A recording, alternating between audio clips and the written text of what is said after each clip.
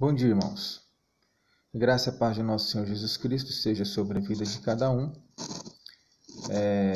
nesta manhã que se inicie de mais um dia. Louvado seja Deus por mais esse dia e porque o Senhor tem cuidado de nossas vidas. Nós vamos orar e começarmos então a nossa devocional no livro de Daniel, ok? Vamos orar. Pai, nós te louvamos, te bendizemos, te damos ações de graças, porque o Senhor tem falado ao nosso coração e tem cuidado de cada um de nós. Eu peço ao Senhor, ó Deus, que o Senhor fale, continue a falar, e que o Senhor continue, ó Deus, a nos governar, no sentido de que nossa compreensão verdadeiramente perceba cada um dos elementos que compõem esse governo que o Senhor faz sobre nós e o modo como o Senhor tem estabelecido nos teus propósitos e na tua soberania todas as coisas, de modo que tudo aconteça de acordo com os teus propósitos, para a honra e para a glória do teu nome.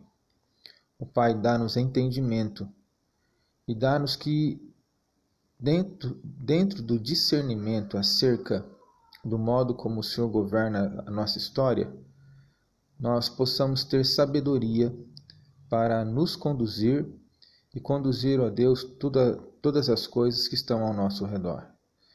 É isso que nós te pedimos em nome de Jesus. Amém. Bom dia, meus irmãos. Então, mais uma vez, eu quero dar as boas-vindas para o Caio. Deus te abençoe, Caio. Bom dia, Damares. Deus abençoe você, irmã. Bom dia, sua família. Alessandra, Deus abençoe, um bom dia. Azilá, Deus abençoe, Zelá, bom dia. Ao Valério, Deus te abençoe, meu irmão. A Giselma, Deus te abençoe, minha irmã. Ao Gil, Deus abençoe. Natália, Deus te abençoe. Dona Francisca, Deus abençoe sua vida. Nós vamos começar o capítulo 8 de Daniel, tá bom?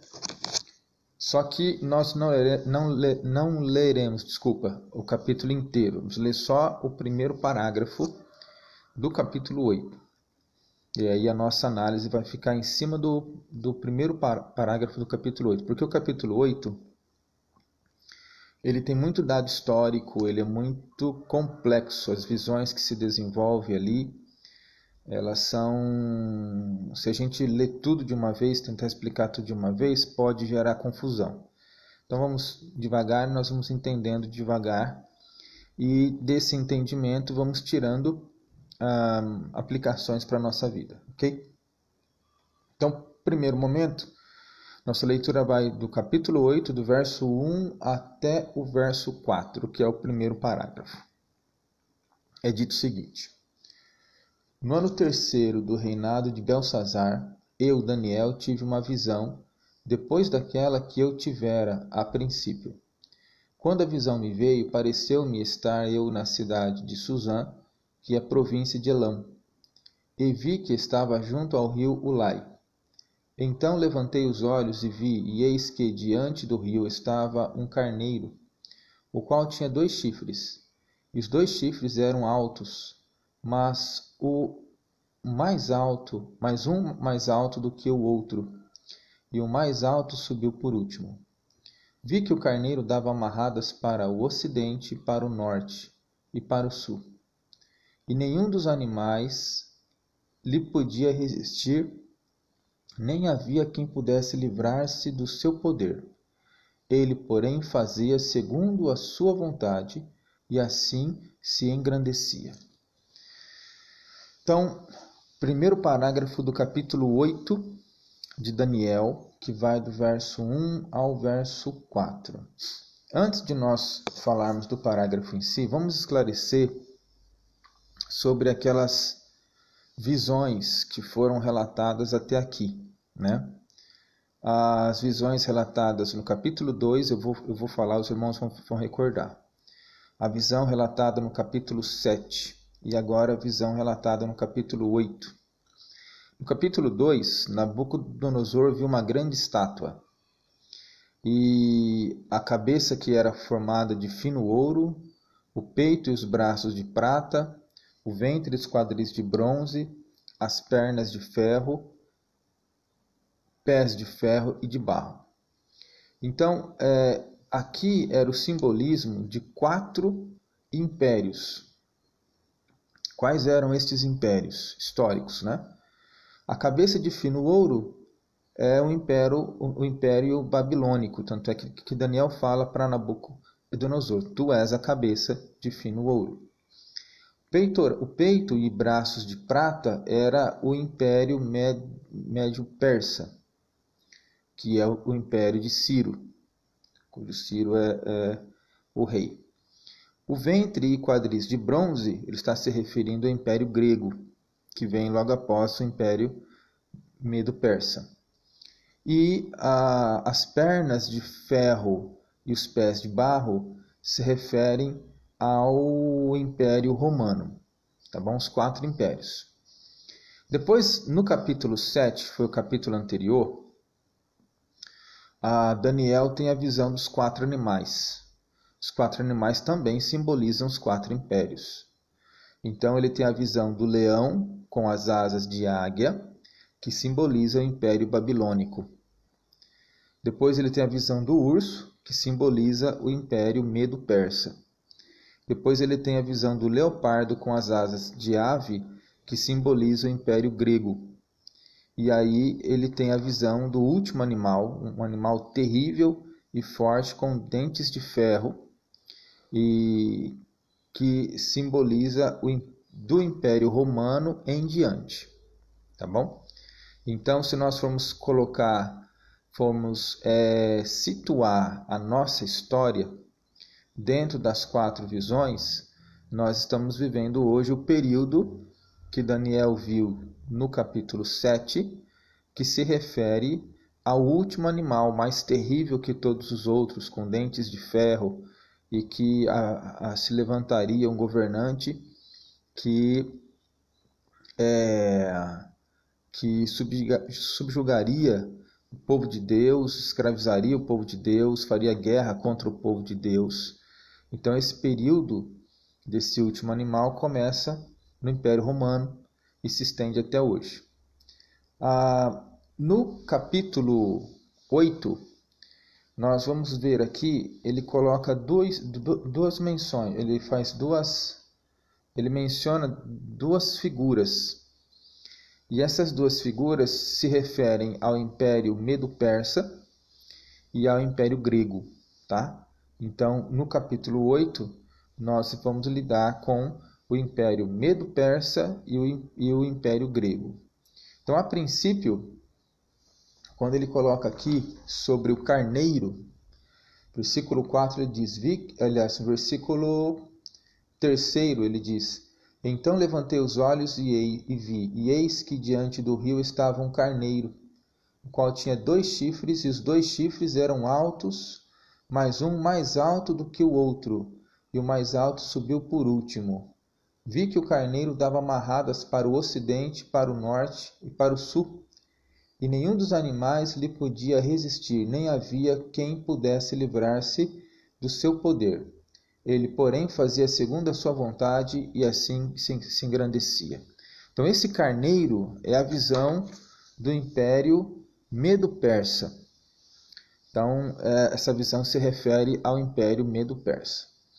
O Império Medo-Persa, ele subsistiu, ele veio a uma consolidação, né, de 2, vamos dizer assim, de 2 reinos unidos, o reino da Média, que surgiu no primeiro momento, e o reino da Pérsia, que surgiu, eles surgem quase que simultâneos, vamos dizer assim.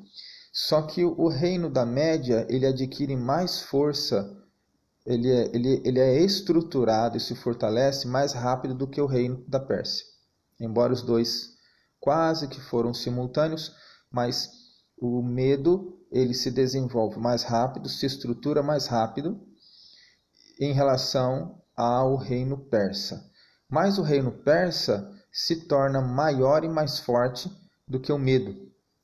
E é isso que ele quer dizer com a questão dos chifres. Ele diz lá que ele viu no 3º verso: então levantei os olhos e vi, e eis que diante do rio estava um carneiro, o qual tinha 2 chifres. E os 2 chifres eram altos, mas um mais alto que o outro. E o mais alto subiu por último. Então, chifres sempre na Bíblia simboliza poder, força, governo, ou um governo forte. Ele diz aqui que os 2 chifres estavam no mesmo carneiro, e os 2 chifres eram altos, ou seja, eles eram poderosos. Mas tinha um chifre mais alto do que o outro. E o chifre mais alto subiu por último do que o primeiro. Então está falando do persa. Os persas eles adquiriram um poder mais alto, mais forte do que o reino da Média, e ele surgiu depois, em relação ao reino da Média. Se desenvolveu depois, não é que surgiu, se desenvolveu depois. E Ciro foi o grande arquiteto que conseguiu reunir esses 2 reinos e formar então o Império Medo-Persa. Ciro governou em absoluto sobre o Império Medo-Persa 29 anos. Ele reinou de 559 a 530 a.C. A Babilônia é conquistada em 539 antes de Cristo, né? 539 antes de Cristo. Lá no verso 1, Daniel dá um ponto histórico, ele situa esta visão em ordem num ponto cronológico, ele dá uma data para essa visão, repare lá. No verso 1 do capítulo 8 ele fala: no ano 3º do reinado de Belsazar. Quem foi Belsazar? Belsazar, nós falamos sobre ele no capítulo 5 de Daniel. Belsazar, ele foi neto de Nabucodonosor, né? Ele era filho da filha de Nabucodonosor. Ao que tudo indica, o pai de Belsazar chamava-se Nabonido. E Nabonido tomou o poder após a morte de Nabucodonosor. Ele tomou o poder da Babilônia e ele governava junto com Belsazar. Então, Belsazar era filho daquele que veio a ser o rei, né? Depois de Nabucodonosor, e ele era um vice-regente, ele era um vice-rei, vamos dizer assim. Ele era rei também, mas governava junto com o pai. E o capítulo 5 descreve justamente a morte de Belsazar, e quando o período em que Ciro conquista a Babilônia, que foi em 539. Lá nos versículos 29 e 31 do capítulo 5, relatam a morte de Belsazar e dizem que Dario, o Medo, então entra na Babilônia e conquista a Babilônia. Na história não existe o nome de um governante, não existe o nome Dario, o Medo, como designação de governante para a Média e a Pérsia. O que se entende é que essa palavra Dario se refere a um título real para Ciro. Então, naquele ano de 539, Belsazar é morto e Ciro entra e invade a Babilônia e conquista então a Babilônia a partir daquela data. Ele governa sobre a Babilônia aproximadamente 9 anos, onde ele cumpre todo o período de reinado de 559 a 530. Se ele conquistou a Babilônia em 539, tem mais 9 anos, vamos dizer assim, de reinado pela frente. E aí vem a questão que eu quero pensar nessa manhã. No versículo 4, diz assim: Vi que o carneiro dava amarradas para o ocidente, para o norte e para o sul, e nenhum dos animais lhe podia resistir, nem havia quem pudesse livrar-se do seu poder. Ele, porém, fazia segundo a sua vontade, e assim se engrandecia. Quando fala que nenhum dos animais podia se livrar do seu poder e nem lhe resistir, da mesma forma que Daniel, na sua visão, atribui a Ciro a figura de um carneiro, quer dizer que o carneiro está simbolizando a Ciro. Os demais animais simbolizam os reis da época. Então ele está falando que nenhum dos reis podiam resistir ao Império Medo-Persa. Quando ele chegou, ele foi conquistando, e ninguém podia fazer nada. E aí tem a última frase é a questão que nós vamos refletir. A última frase do último verso diz: fazia segundo a sua vontade, e assim se engrandecia. Fazia segundo a sua vontade. Irmãos, nós sabemos muito bem que uma pessoa não tem poder em si mesmo para fazer o que ela quer. Todo poder que uma pessoa vem a ter foi concedido por Deus. E Deus faz isso. Deus entrega, e essa que é a ideia de dar poder. Deus entrega o que Ele quer na mão de quem Ele quiser, pelo tempo que Ele entender que é o tempo aprazível para isso. Os irmãos devem se recordar de que quando Jesus estava sendo julgado por Pilatos, que era uma autoridade, Pilatos pergunta para Jesus: você não sabe que eu tenho autoridade sobre você para te matar ou te deixar com vida? E Jesus responde para ele: nenhuma autoridade teria sobre mim se do céu não te fosse dada. Olha que coisa.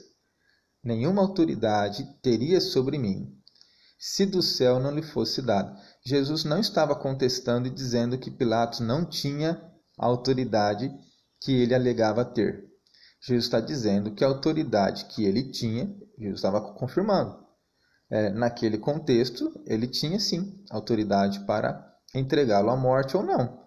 Então Jesus estava confirmando e dizendo: nenhuma autoridade você teria se do céu não lhe fosse dada.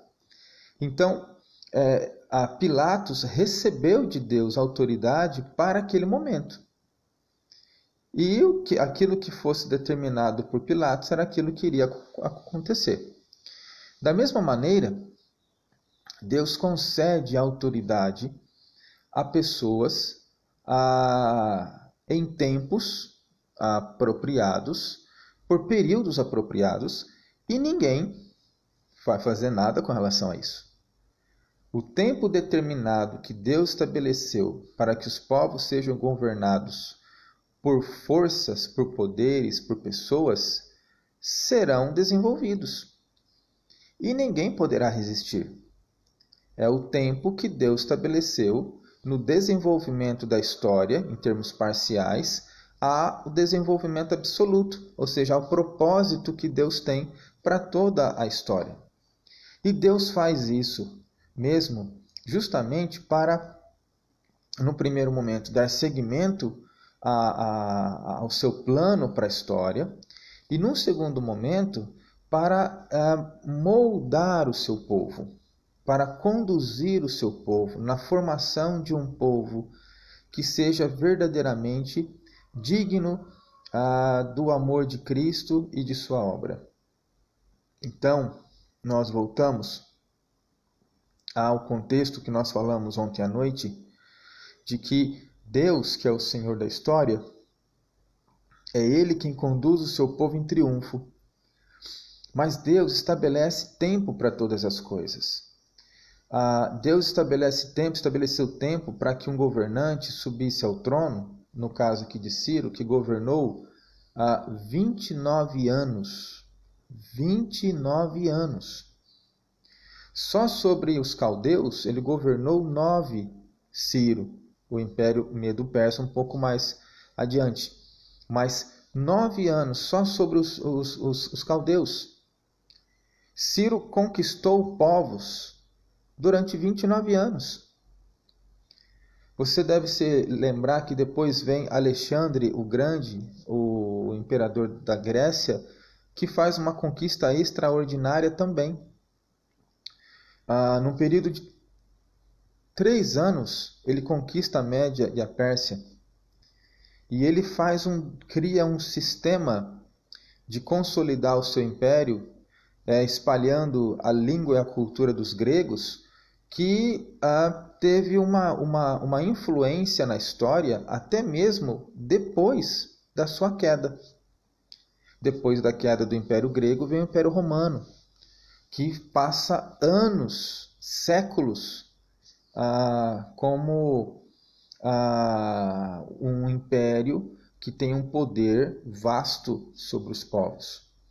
Então, Deus dá o poder para quem Ele quer, pelo tempo que Ele quer. E isso faz com que nós sejamos governados e conduzidos ao propósito de Deus. Então, embora a nossa experiência ou a nossa oração seja para que Deus livre de nós, livre o nosso fardo, diminua o nosso jugo em relação às coisas que nós entendemos que causam sofrimento para cada um de nós, Deus tem um tempo certo para isso e tem um propósito para isso. Muito bem, então significa que o povo de Deus precisa parar de orar para pedir que Deus nos liberte dessa questão desse vírus? Não é isso que eu estou dizendo. Mas eu estou dizendo sim que o povo de Deus precisa orar para pedir que Deus nos livre desse contexto, mas precisa orar para pedir que Deus nos capacite a viver nesse contexto enquanto Deus não nos livra. Isso é fato. E eu acho muito interessante que as pessoas que, no primeiro momento, são cientistas, e isso de diversos locais, né? As pessoas que são mais formadas, que têm uma mente mais crítica, que não necessariamente uma mente teológica, mas uma mente científica, uma mente mais filosófica. Nós pegamos, por exemplo, os jornalistas, as pessoas que têm trabalhado em toda essa estrutura dessa pandemia recente. O próprio ex-ministro Mandetta, não é? Em uma das suas últimas falas, ainda como ministro da Saúde, ele disse que a nossa sociedade, em termos mundiais, precisa, a partir desse vírus, repensar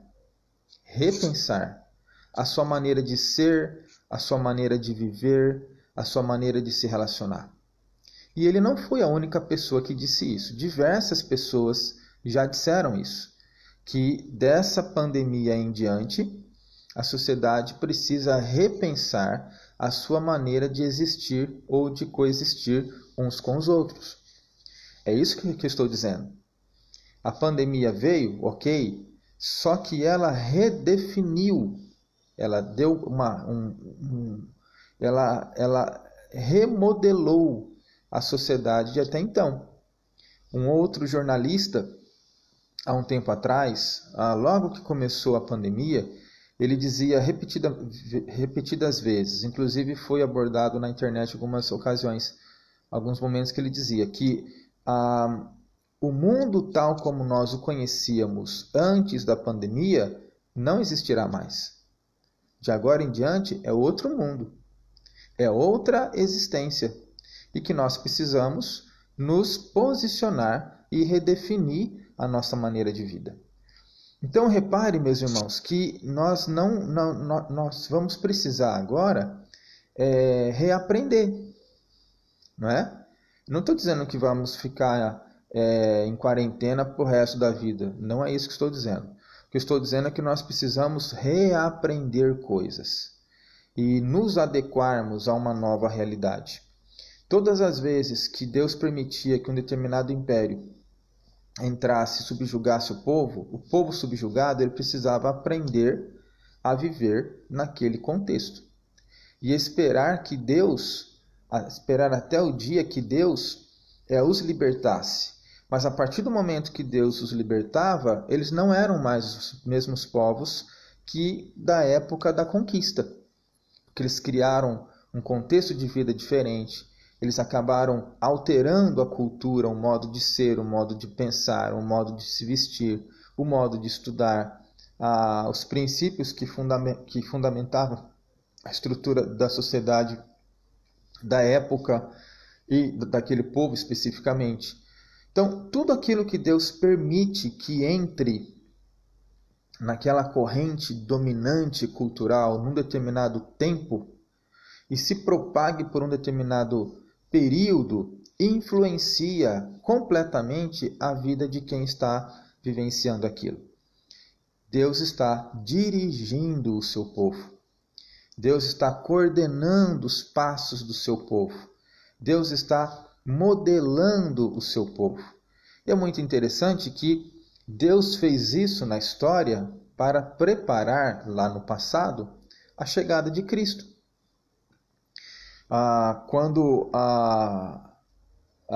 o povo de Israel foi cativo para a Babilônia, Ciro chega e liberta o povo e manda o povo retornar e reconstruir a sua terra.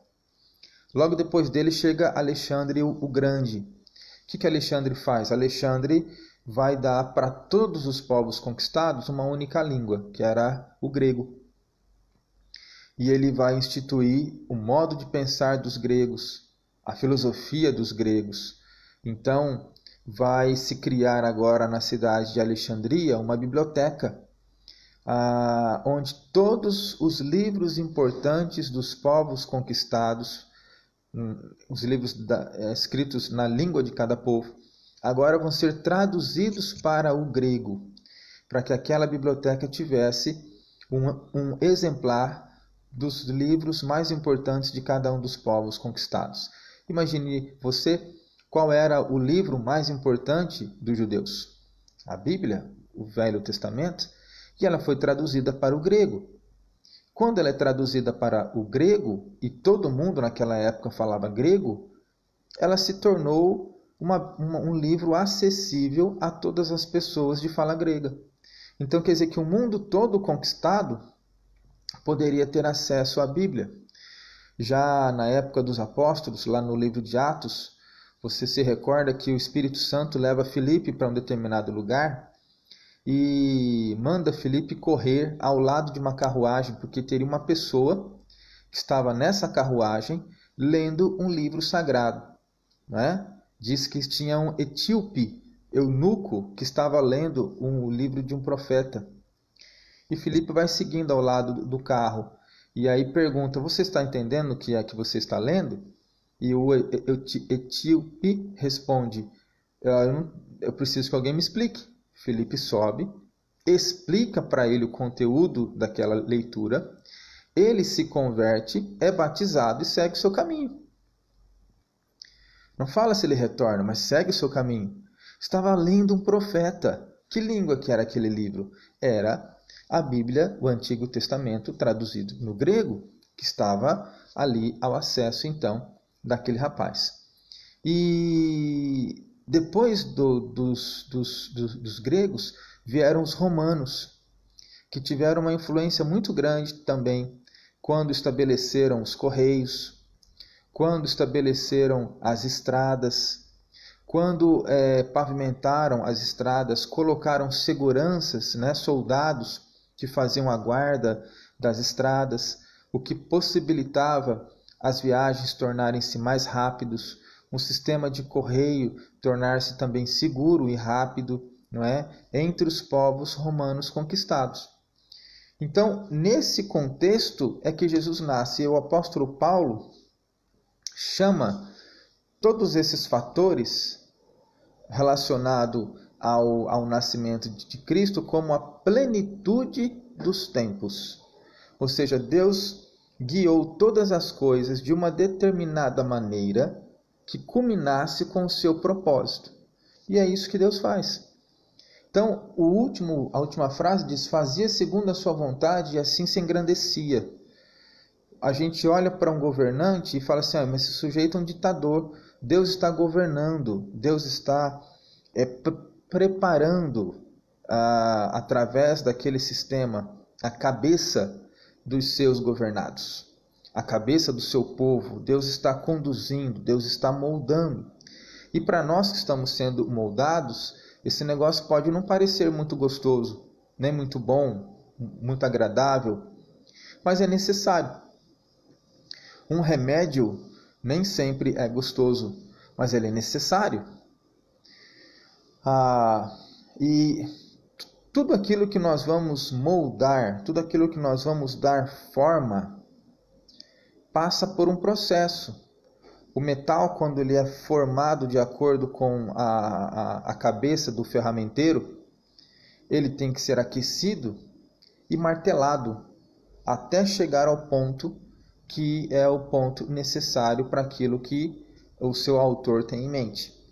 Então, Deus está fazendo isso com o seu povo, está formando, está mudando, está agregando valores, está colocando uma nova maneira de pensar na cabeça de cada um.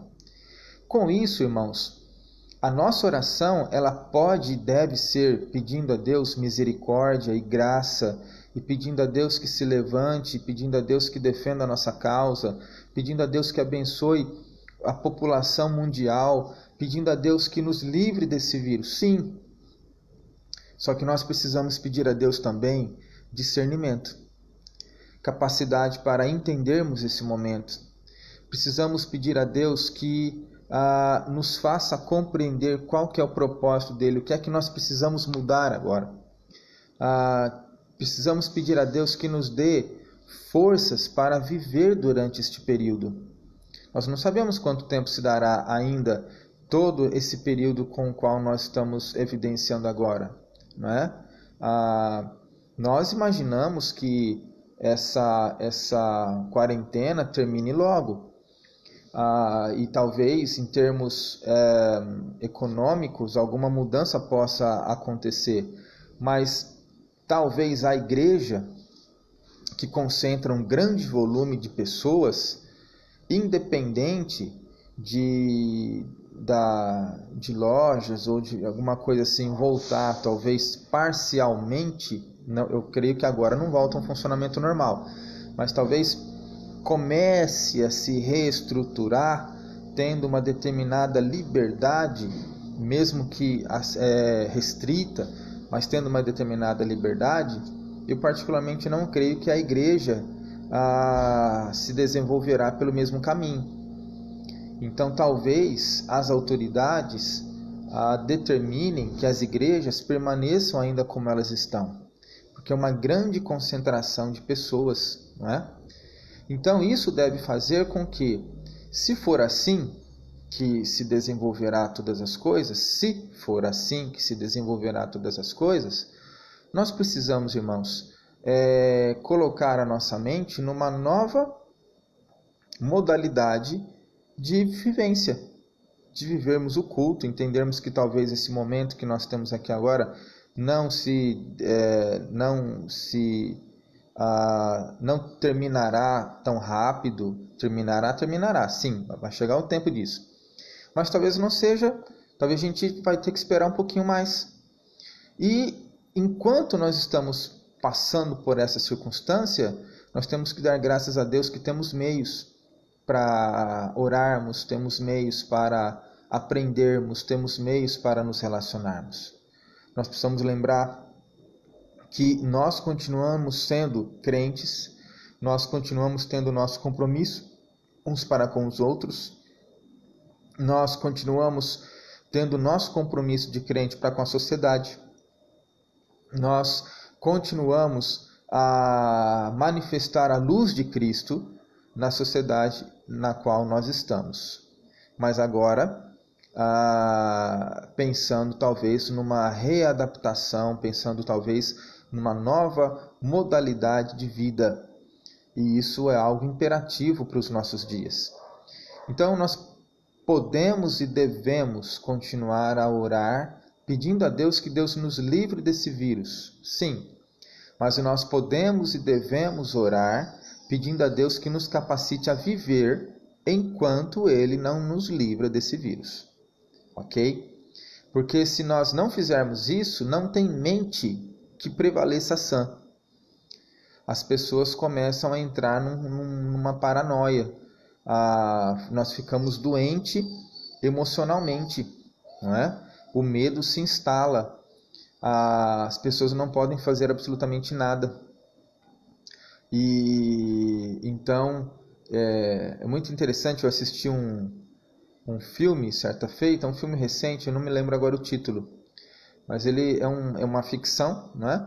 Mas ele fala mais ou menos isso que nós estamos vivendo agora. Conta a história de alienígenas que vêm para o mundo, e esses alienígenas eles são guiados pelo som. São seres enormes que matam tudo aquilo que faz som, tudo aquilo que produz som. Então, há famílias que vivem nas fazendas por aí afora, e eles tinham que aprender a desenvolver a sua vida sem emitir nenhum som. Então, desenvolvem linguagens de sinais, desenvolvem cores para manifestar perigo, se a situação está boa, está tudo bem ou não, um estado de alerta.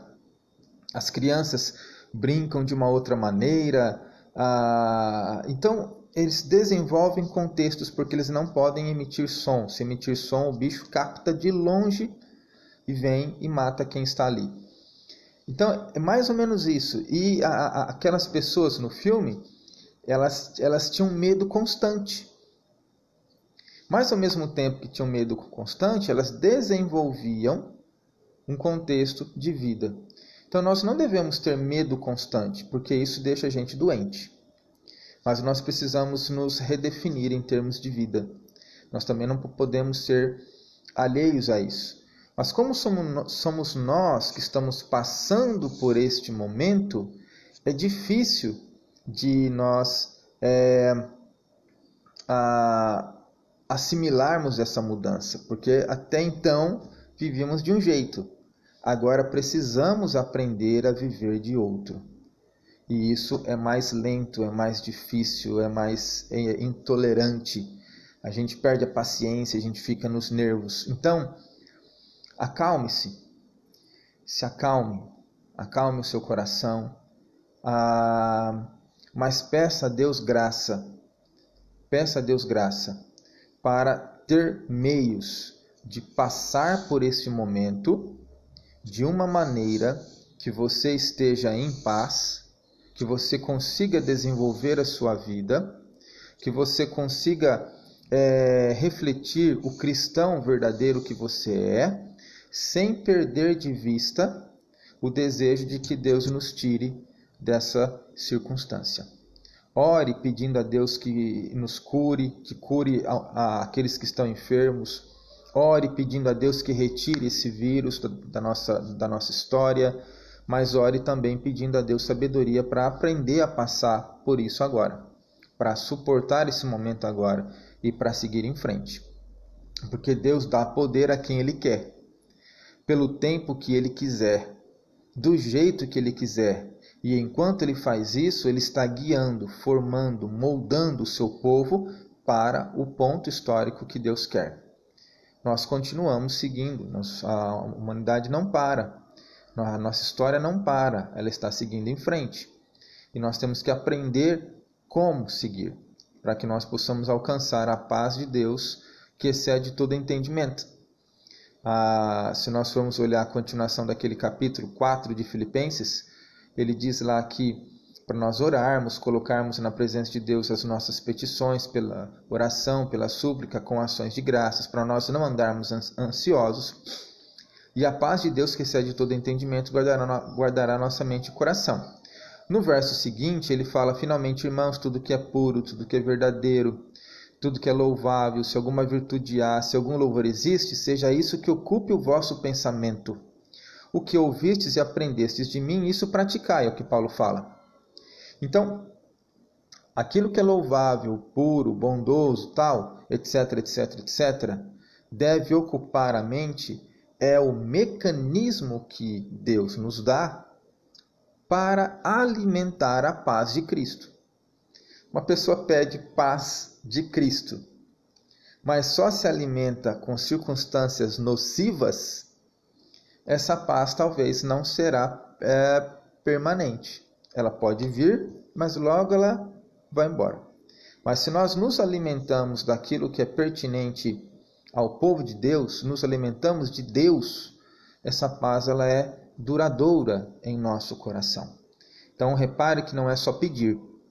É preciso pedir, mas precisamos trabalhar para a manutenção dela em nosso coração. Assim é também com esse período.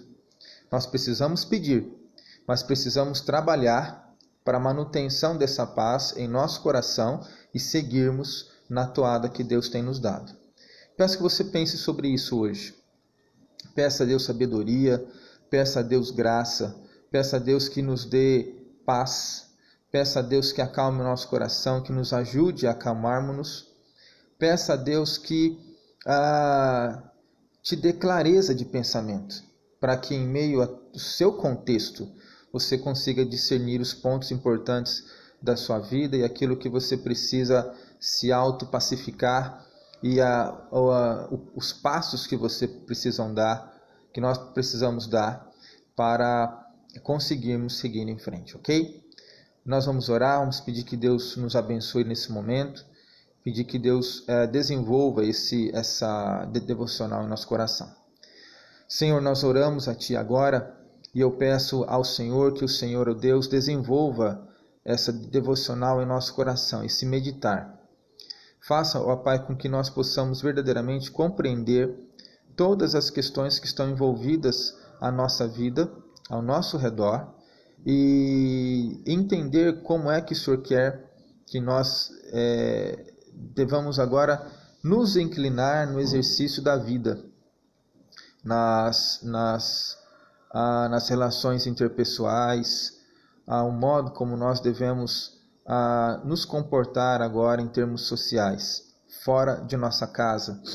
Ajuda-nos, ó Pai, a termos o nosso coração pacificado pelo Teu poder, mas não numa questão momentânea, em termos assim, da Tua paz chegar agora e nós permitirmos que ela vá embora daqui a um pouquinho. Mas nos ajude, ó Deus, a fazermos a manutenção desta paz em nosso coração de tal maneira que ela seja duradoura, Senhor. Tem misericórdia de cada um de nós, porque ao passarmos por este momento, nós estranhamos todas as coisas, odiamos, ó Deus, o modo como as coisas têm se seguido, porque são completamente avessas à nossa maneira de ser. Mas nós entendemos também que essa geração, tal como a geração que Moisés tirou do Egito e que não atravessou o Jordão, precisa agora aprender a viver no deserto. Então, nos dá essa capacidade, Senhor. Nos ajuda, nos auxilia a passar por este deserto, a viver neste deserto, mas a vivermos, ó Deus, entendendo a Tua graça, a vivermos, ó Pai, entendendo o Teu amor, entendendo a provisão ou as provisões que o Senhor mesmo tem dado a cada um de nós, assim como o Senhor deu a Josué e a Calebe, que passaram por aqueles 40 anos no deserto. Ajuda-nos, ó Deus, a vermos Tua bondade, a vermos Tua graça. Dá, ó Pai, que os Teus filhos tenham toda a capacidade vinda dos céus, todo o poder vindo de Ti, para que possamos, ó Deus, experimentar a Tua bondade, graça, misericórdia neste contexto. Não permita, ó Deus, que nós possamos desenvolver pensamentos, posturas e atitudes nocivas à nossa vida. Não permita isso, Senhor. Mas eu peço que o Senhor nos ajude a termos autocontrole, a descansarmos no Senhor, a olharmos para o Senhor, sabendo que o nosso Redentor vive, sabendo que as Tuas misericórdias são a causa de não sermos consumidos e são elas mesmas que nos dão esperança. Ó Pai, em nome de Jesus, teu nome não mudou, tua honra não mudou, teu caráter não mudou. O Senhor continua sendo Deus. O Senhor continua sendo soberano, aquele que nos ama com amor sem medida e aquele que pode fazer pelo seu povo infinitamente mais do que tudo quanto nós possamos pedir, pensar ou até mesmo imaginar. Nós sabemos, ó Deus, que aquilo que aguarda verdadeiramente o teu povo está confinado no teu coração. O Senhor é que sabe que pensamentos tem a nosso respeito, pensamentos de bem e não de mal, para nos dar o fim que nós desejamos. E também sabemos que aquilo que nós desejamos não chega aos pés daquilo que o Senhor deseja para nós, porque o Senhor sim tem descortinado diante do teu coração tudo aquilo que espera o povo de Deus. Nós não. Nós temos uma vaguíssima impressão do que será a perfeição, do que será o consolo que nós receberemos naquele dia na presença do Senhor. Mas o Senhor sabe exatamente como será. Então eu peço que o Senhor nos ajude a chegarmos lá. Que o Senhor, ó Deus, permita que possamos ser usados por Ti como instrumentos para manifestar a Tua glória, que a Tua paz reine em nosso coração. Dê, ó Deus, a cada irmão um belo dia diante de Ti. Permita que possamos meditar, ó Deus, nas palavras desta manhã e guia-nos para a honra e para a glória do Teu nome.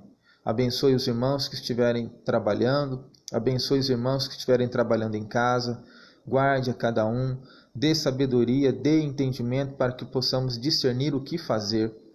Ajuda-nos, ó Deus, a pesar todos os nossos desejos e ajuda-nos, ó Deus, a pensar o lugar de cada um neste momento, o lugar de cada desejo neste momento, o lugar de cada oportunidade neste momento. Se elas são cabíveis ou não. Dá-nos essa sabedoria, faz, ó Deus, com que nós possamos verdadeiramente refletir e encontrar sabedoria em cada circunstância para determinar o passo a passo da nossa própria vida. É o que nós te pedimos em nome de Jesus. Amém. Meus irmãos, Deus abençoe a cada um. Eu peço que os irmãos reflitam sobre a nossa mensagem agora de manhã.